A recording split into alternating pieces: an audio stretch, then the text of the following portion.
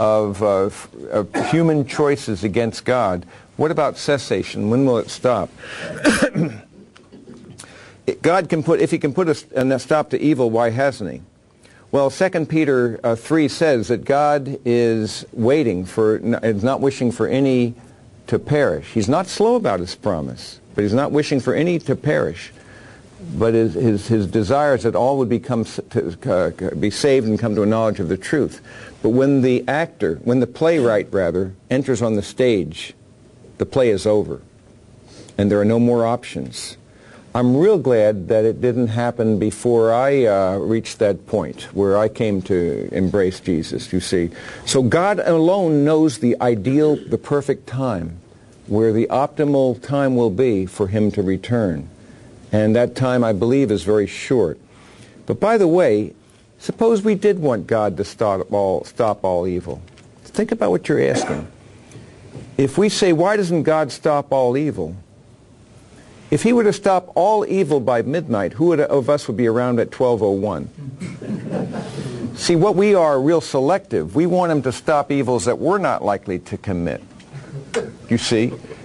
But when it comes to things like sins of pride or envy or greed or whatever they might be, you see, we don't want him to stop that because we do those things. You see, you got to be very careful. Stop all evil means all evil. You have to understand what you're asking for. You're asking for the playwright to come on the stage, and then there are no more choices. Do you see the concept? So at the end of the day then, God's promises are to completely eliminate evil by defeating it forever. He gives us his promise. And he predicts and tells us of a day when all things will be made new. He says that there will be no more disease, no more death, no more sorrow, no more pain, no more suffering. The former things have passed away. Behold, what does he say? I make all things new. And that is what we anticipate. That's why I tell people, I contextualize people's pain. I sometimes do it this way. When I see a person is in a situation that will not seem to change, whether physical, relational, financial, whatever it happens to be, I tell people, how much longer do you have to endure this pain? And the answer is no more than a few decades. Max. Just a few more decades. Can you handle that? Because every one of us has a cross to bear to drive us to our need for Christ. And so and people might say, I'm trivializing their pain. No, I'm not. I'm contextualizing it.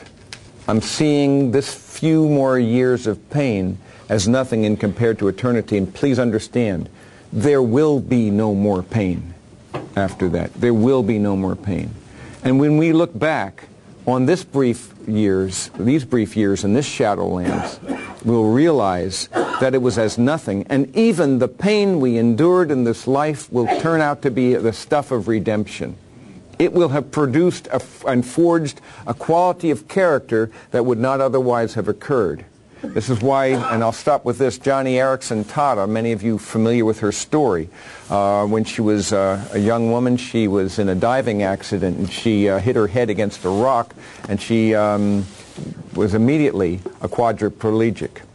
That was 50 years ago. She's been in a wheelchair now for 50 years. Can you imagine all the silly things that people came up to her saying God wants you healed, and if you had enough faith and so forth, all these shallow, cheap answers. She says, I wouldn't give up. If that's what it took to bring me to where I am now, I wouldn't give it up for anything. But I know that that's not the permanent state of affairs. I can anticipating, soaring, and running. You see the idea? Because she knows this is only a short state of affairs. And she recognizes, and even that will have been redemptive.